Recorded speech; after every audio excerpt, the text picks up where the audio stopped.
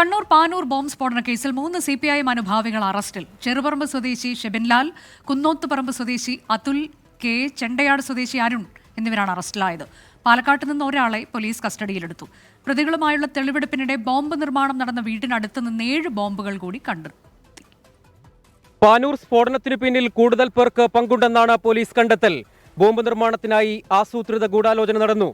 സ്ഫോടനത്തിൽ കൊല്ലപ്പെട്ട ഷെറിനും ഗുരുതരമായി പരിക്കേറ്റ് ചികിത്സയിലുള്ള വിനീഷിനുമൊപ്പം 10ഓളം പേർ സംഭവസ്ഥലത്തുണ്ടായിരുന്നുവെന്നാണ് പോലീസ് കണ്ടെത്തൽ.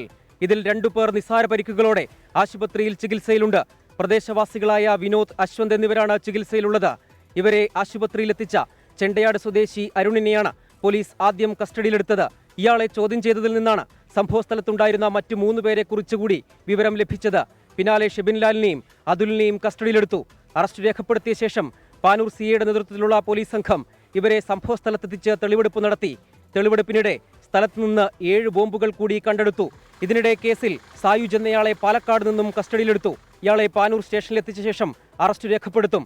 നിസാര പരിക്കുകളോടെ ആശുപത്രിയിൽ ചികിത്സയിലുള്ള 2 പേരുടെ അറസ്റ്റും ഇന്ന് രേഖപ്പെടുത്തിയേക്കും.